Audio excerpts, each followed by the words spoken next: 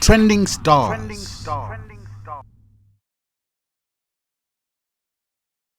This is Trending Star and I am Alina Fechunga, and we say the month of February and March kapena mwina tingopanga kuti chaka chinochi we're doing 50-50 well-established artists and the other 50% is going to up and coming artists just to appreciate amene akuoneka kuti iyayi awawa azaboleza someday kapena very soon. Yeah, so today we have Merlam. Mzuzu best, yes? Yes. And then again, just but you know what? We need to have a chat with you. It's rare to have females, but Trending Star, and today we are graced by her. So, moyo wabwino? Wabwino kaino. Ayi wabwino bwino so. Kaya kunzuzu kuli bwanji. Kunzuzu kuli bwino. Okay. Tawubezani kwanu. Ayi fumbi jani mungozowera. Mupita ndizimfine ndizifuwa. Akutikana chokali.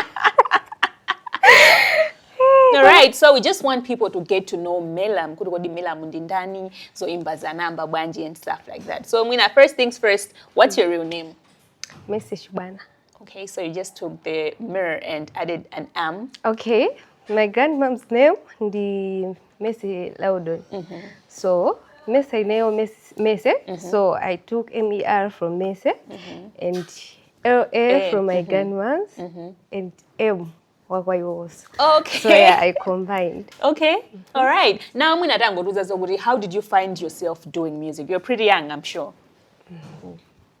Okay, ineyo ndakarukonda music gamba kale ndili kamwana because I started composing ndili standard 6 koma sini mapita studio. So kuyamba kupita studio namba 2023. Yeah. Okay. 2023, that's like 3 years ago. All right, nde mwina chomwe chinakupasa confidence kuti ineyo nditha kulowa mu studio ndikuyimba amalawi nyimbo ndikuyikonda chinali chani because you know Malawians. Okay, ndi cousin wanga ndamene ankayimba kumambuyo kwe. Ne basi this other day akuti ndofuna nsikana akandipakire nyimbo yanga yani ine okay. And then we went there, zabezodi tapanga rekodi, wanduza zodi ndike ka bleach kena kake. Zabezodi ndaimba bwino athu anakakonda chati basi kundilimbikisa baje njani. And then I got motivated. And then you started doing your own music. Okay. Then from that time 2023, this is 2026. How has the journey been so far? For zambiri zochitika kwambiri ngati asikana fe tiwakumanaliza mbiri he kuti upange chonchi uyenera upange izi kuti upangire izi uyenera upange izi nde madziwa imakhala ina yake kwambiri koma tupena twame anthu amene zokuti pena mashosha dala sirosa amene timashosha koma alipo amene amawashosha alipo ndithu ena amapanga zimenezo alipo amene amashosha nkumapitira dala kwa iwo koma it's not everybody mene timapangira Malawi kuti yayi oimba achitsikana he mwakuti exactly. Okay, then as an up and coming artist nyimbo yomwe inakupangisa kuti uziwike kwa Amalawi, because I think the first time I saw something about you inali post pa social media they were like we have a new artist Merlam but nalisana vele kwa nyimbo yako ineli yonse. Yeah, I think the first song that I heard inali yomona panga ndi Channel Index.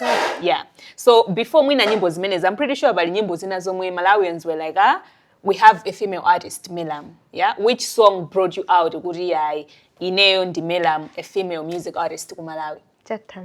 Chatansi. Yes. Okay, imene ene 2020 2023. 2024. Okay. Chatansi. It's a love song. Yeah. Okay. Ndimene imamveka bwanji because I think imene isi na imveleko. So dive. Okay. It is such chamo nomo. Inensanamenda gwamo.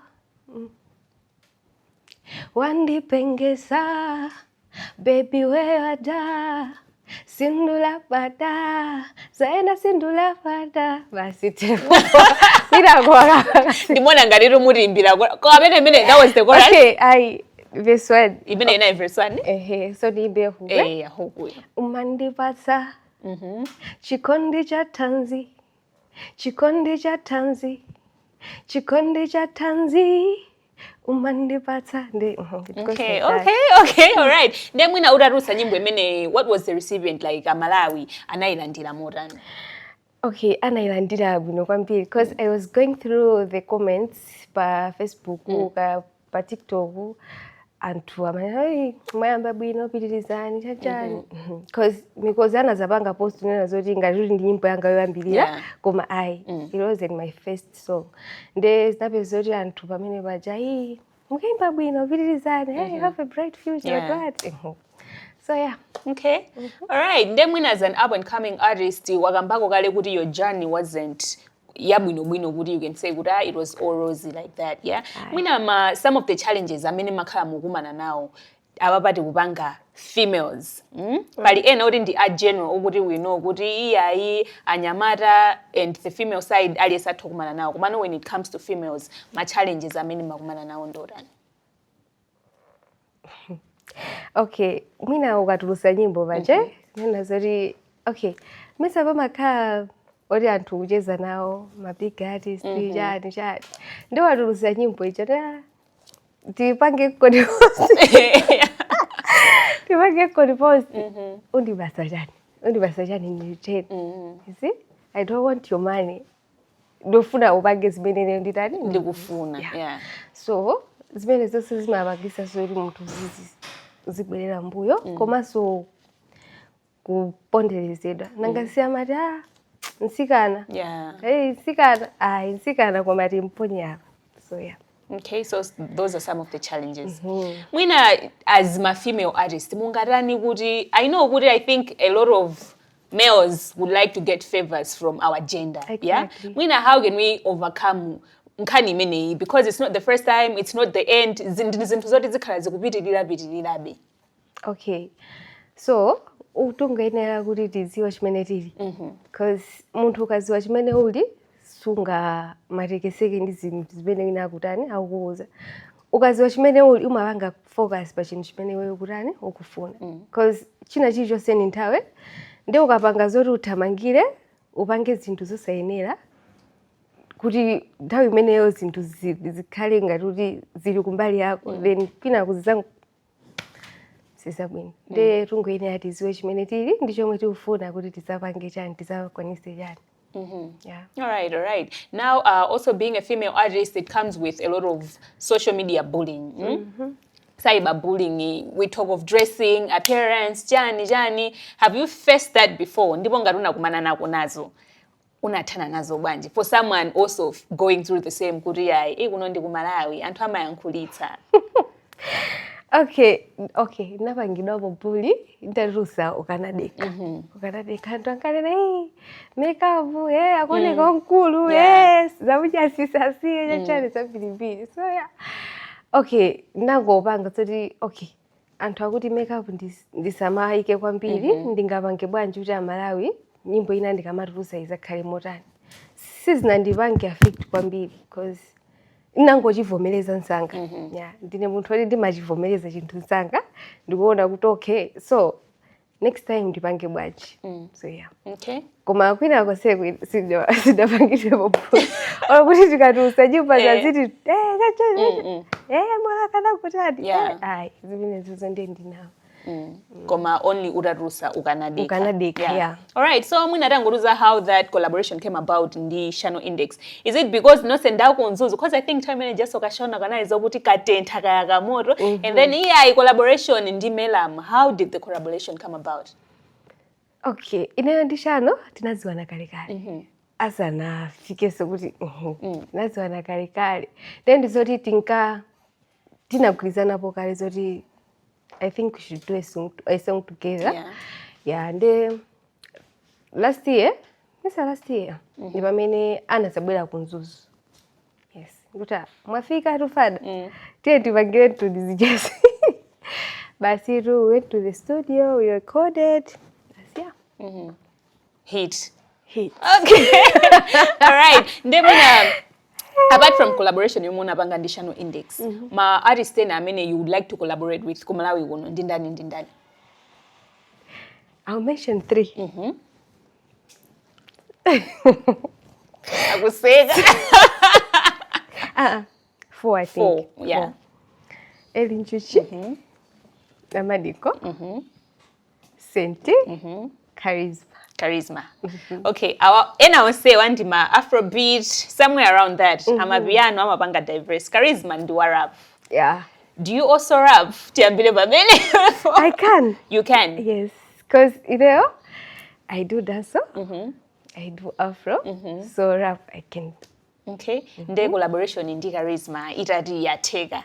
Uzabanga rap, ukapeno zebanga infused the Afrobeat. Uzabanga infused the Afrobeat. The Afrobeat. Okay, if now I was curious, you are more of an Afro Muzarapa. Yeah, Zarabi. Uzabanga zinas. Okay, so mwina ndingo fuso di why this for? I just love them. Okay. Because I think pretty much Ali Ese wants to collaborate with Elin Juji. My favorite. And but they're like, Elin Juji. So I think somehow I understand. His music is different. So yeah, we get it. Trending stars.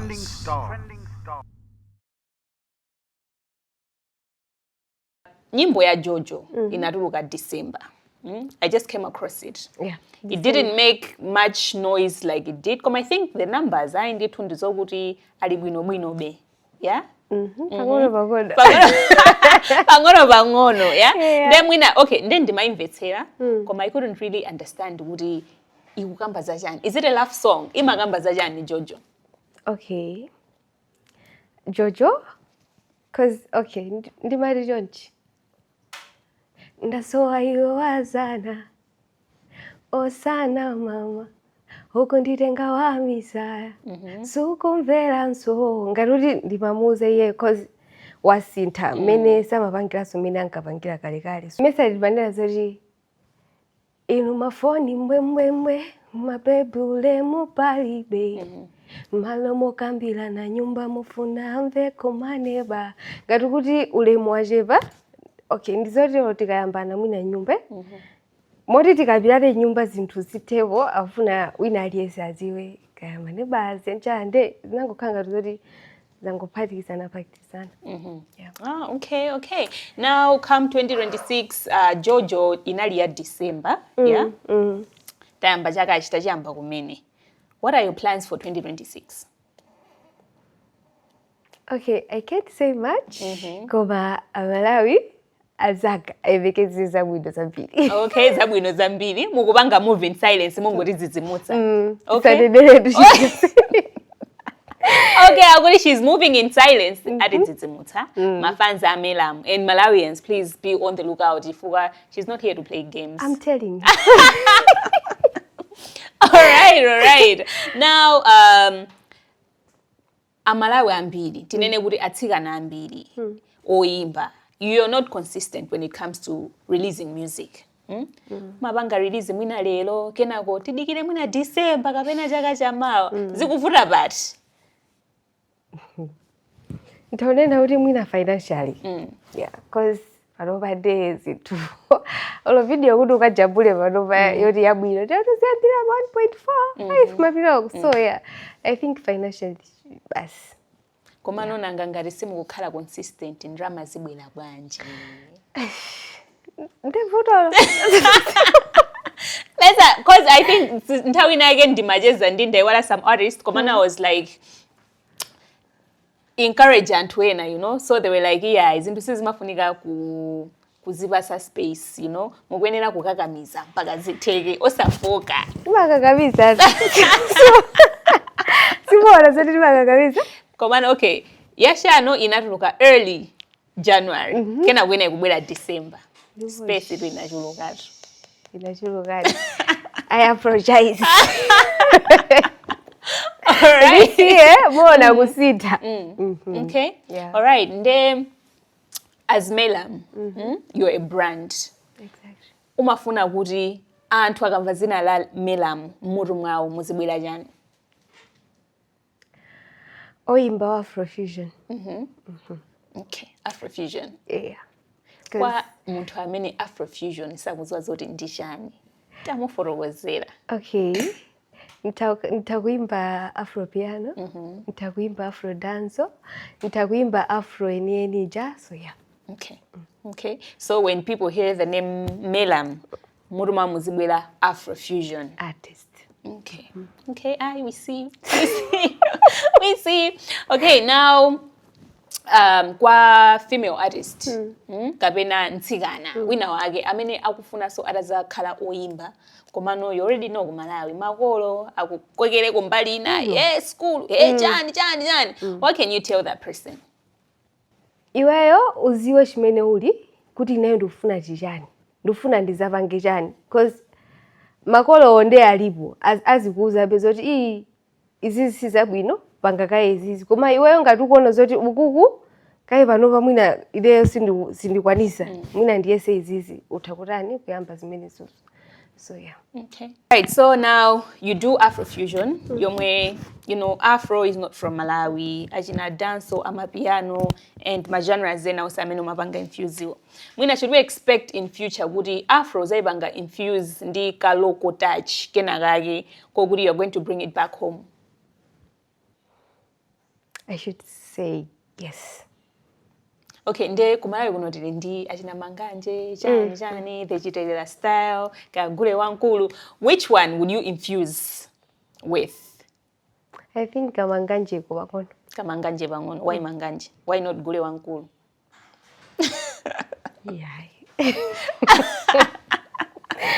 Okay, mesa wadena zoti manganje, gule wankulu, chitelela. Because chitelelajo atu enalipo. Amene amavanga chitelela.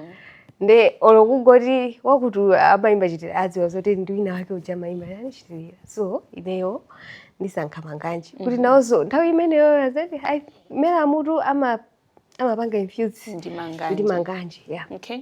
All right. So I think we have this sort of competition ikabwera kuma female artist. And tutimakonda kukamba mbweza kuti you don't support each other. Ndipo zona. Makhala it's either you are beefing kavena kaya kena kage ndithu kachitika ka commotion kokuti lese kumati kodi ma female olo kuti upeze collaboration ya female artist and female artist wina ndekuti ru isomenelo kugwa matalala mwina ma situation ngati amenewa amachitika ifukwa chani? Okay, nanga si ujeni industry ya kwathu ne muntu mwina mukapanga collaborate asikana nokanoka anthu amakupanga ni compare. Yeah. Hey, she's better than that one. Hey, she's better than you. Koma ranya mara sora mapanga collaborate mapanga compare. Marapa sitimanena kuti ai mabaza au yali wig au yu yali bwino. Ai koma kwambiri kwa asikana. Nde okay, asikana ife we are weak minded. Yeah.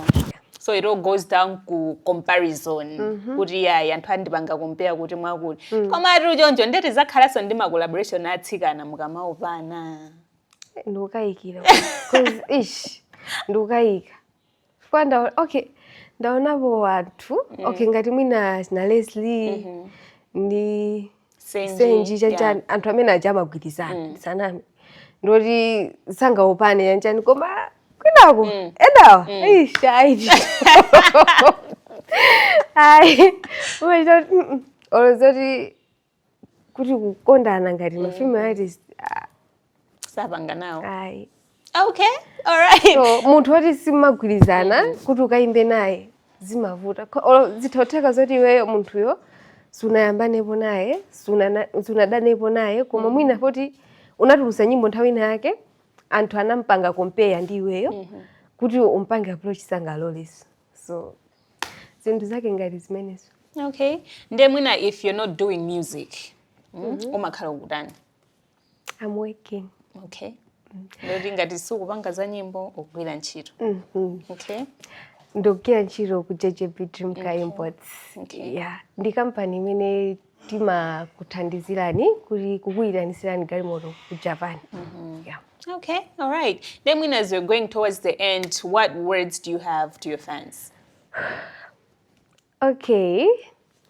Team Merlam, I love you so much. Thanks for your support. Thanks for your love. and musatope nane cause kumene kuti kupitako iluso musiva zati yeah, our girl is back. Our girl is here. Ajamanena zati zapilipili aja chasika vakamwe lisiye ndumapita ukuku. Yeah. Okay. Ndimawukondani nosi. Okay, akuti mudabwa, and you're gonna say kuti your girl is back, Team Merlam. Kumasi Malawians, be on the lookout, because I mean, if she is doing music, she's doing it for the nation, and of course, you know, beyond kuti we need to sell Malawi to, you know, beyond Africa, beyond. It doesn't matter. It doesn't matter. And of course, this was Trending Star. And today we had Merlam. And this year we're trying to balance things up. We're trying to give the same opportunity to my up-and-coming artists. So if you're an up-and-coming artist, send us your links to your music videos. DM ya to your Fresh on Zodiak by Facebook. Just search Fresh on Zodiak. Send us those links and why you would want to feature on Trending Star. Malawi is also going to know kuti Malawi kuno kuloimba wakuti ndi wakuti, and I am Alina Fechunga. Let us meet again in the next episode of Trending Star. Trending Stars.